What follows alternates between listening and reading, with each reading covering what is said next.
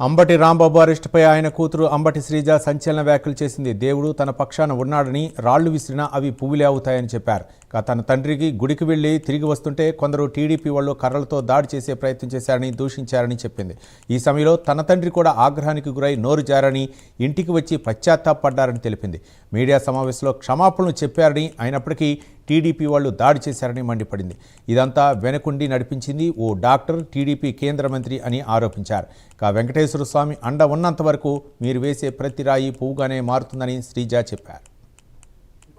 మా ఇంటి మీద 3 రోజుల క్రితం పెద్ద దాడి జరిగింది. అయితే ఈ దాడి ఎలా మొదలైంది?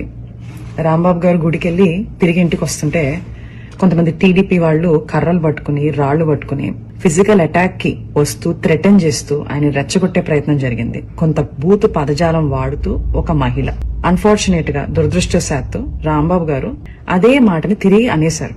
ఆ స్పర్ ఆఫ్ ద మూమెంట్ లో ఇంటికి వచ్చారు, రియలైజ్ అయ్యారు, ప్రెస్ మీట్ పెట్టారు. ఇంత పెద్ద లీడర్ గా ఉండి నా బ్యాలెన్స్ ని నేను కోల్పోయి ఉండకూడదు, నేను ఆ మాట అనుండకూడదు అని ఆయనకున్న పశ్చాత్తాపాన్ని చాలా క్లియర్ గా వ్యక్తం చేశారు. అయినా వాళ్ళు తృప్తి చెందలేదు. లీగల్ కాన్సిక్వెన్సెస్ ఫేస్ చేస్తానని కూడా ఆయన చెప్పడం జరిగింది. కానీ వాళ్ళకి వేరే ఎజెండాస్ ఉన్నాయి.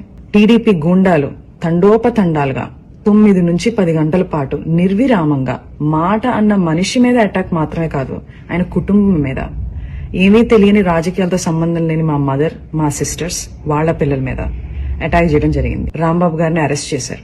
ఏమని చెప్పి అరెస్ట్ చేశారు? మీకు భద్రత లేదు బయట ఉంటే అని చెప్పి అరెస్ట్ చేశారు.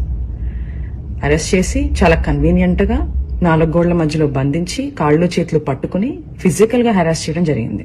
4 రోజుల క్రితం మా ఇంటికి ఎంతమంది అయితే జనాలు వచ్చారో అంతకు 10 మంది ఈ రోజు రావడం జరిగింది, ప్రేమాభిమానాలతో. ఆ రోజు మా ఇంట్లో కిటికీలు